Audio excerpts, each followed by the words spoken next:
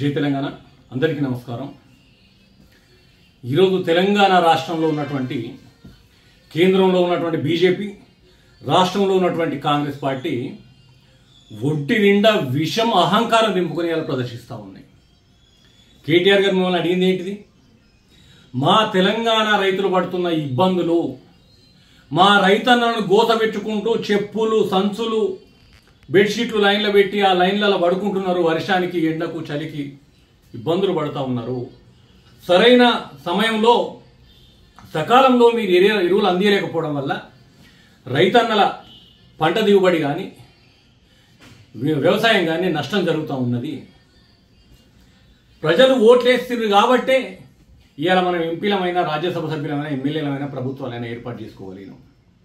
ఆ ప్రజల పక్షాన మేము డిమాండ్ చేస్తూ ఉన్నాం, మా తెలంగాణ రైతులకు కావాల్సినంత యూరియా సమకూర్చినటువంటి పార్టీకి మేము ఉపరాష్ట్రపతి ఎన్నికల్లో ఓట్లు వేస్తామని చెప్పిండ్రు। 100% గౌరవప్రదమైనటువంటి న్యాయమైనటువంటి ఒక చిత్తశుద్ధి అర్థవంతమైనటువంటి ఆలోచన కేటీఆర్ గారిది। దానికి కిషన్ రెడ్డి కానీ ఇటు కాంగ్రెస్ పార్టీ మంత్రులు ఎమ్మెల్యేలు ఏమిటి బట్టలు చింపుకుంటున్నారు, ఏమిటికి ఇసుకెడుతున్నారు మీకు మీరే? మేము అడిగినామా ఓట్లు? మీరు అడిగిన రోజు పెట్టుకుంటారు మోకాలు?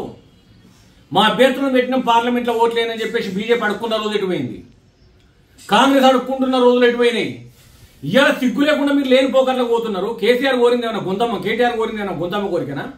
మా రైతులకు సకాలంలో కావాల్సినంత ఎరువులను ఏ పార్టీ అందిస్తే ఆ పార్టీకి సపోర్ట్ చేస్తామన్నారు। కాంగ్రెస్ అన్నట్టు బీజేపీకి వేస్తారు, బీజేపీకి బీఆర్ఎస్ ఒకటి, సెంట్రల్ గవర్నమెంటే యూరియా ఇవ్వాలి కాబట్టి సెంట్రల్ గవర్నమెంట్కి ఓట్లు వేస్తామని చెప్పగానే చెప్తానని చెప్పేసి కాంగ్రెస్ కూడా అంటాడు। బీజేపీ అంటే మేము అడిగినాం ఆ కేటీఆర్ ఓట్లు ఏమని అని బీజేపీ కూడా అంటాడు। నేను ఏమంటున్నా, రాష్ట్ర ప్రభుత్వంగా అన్ని భరించుకొని రైతులకు కావాల్సినటువంటి ఎరువులను మీరు కేంద్రం దగ్గర అడుక్కుంటారో ఆదేశిస్తారో తెచ్చి పంతూరి కాంగ్రెస్ వాళ్ళు వేస్తారు। బీఆర్ఎస్ పార్టీ రాజ్యసభ సభ్యులు కాంగ్రెస్ పార్టీ పెట్టిన అభ్యర్థికి ఇస్తారు।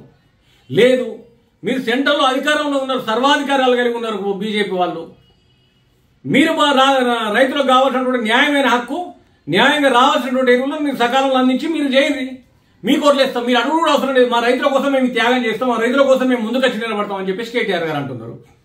అంటే ఎరువులు తెచ్చుడు చేత కాదు కాంగ్రెస్కు, ఎరువులు ఇచ్చుడు చేత కాదు బీజేపీకి, కానీ మా రైతులకు సకాలంలో ఎరువులు అందిస్తే ఎరువులు అందించిన వాళ్ళకి ఓట్లేస్తామని కేటీఆర్ గారు ఒక న్యాయమైనటువంటి కోరికను కోరితే మాత్రం సిగ్గు ఎగ్గు లేకుండా బట్టలు చెప్పుకుంటా ఉన్నారు।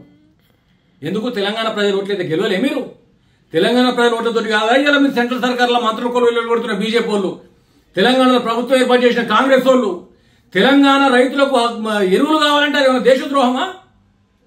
కొంచెమన్నా సిగ్గుపడండి కేంద్రంలో ఉన్న బీజేపీ కానీ రాష్ట్రంలో ఉన్న కాంగ్రెస్ కానీ। ఇంకా సిగ్గు లేకుండా కేటీఆర్ కౌంటర్లు ఇస్తారా మీరు అసలు రైతులకు ఎరువులు అందియలేనాడే మీరు అట్టర్ ఫ్లాప్ అయినరు, మీ చేతగానితనం బయటపడ్డది, మీకు చిత్తశుద్ధి లేదనే అటువంటి విషయం అర్థమైంది।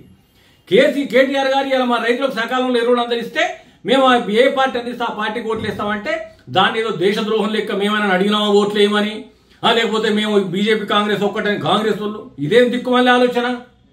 ఎందుకు రైతులకు మీరు అందించడం మీకు చేత కాదా? మీకు ఆ చిత్తశుద్ధి లేదా? ఆ సీరియస్ లేదా? మీకు ఓట్లు వేసింది తెలంగాణ రాష్ట్ర ప్రజలు కాదా? ఇప్పటికైనా సిగ్గు తెచ్చుకొని వక్ర భాష్యాలు మాని చిత్తశుద్ధి ఉంటే తెలంగాణ రైతులకు సకాలంలో ఎరువులు అందించి కేటీఆర్ గారు మీరు అడిగినగా మేము అందించినా మాకేం ఓట్లేనని అప్పుడు గౌరవంగా తీసుకొచ్చి మీకు ఓట్లేస్తారు।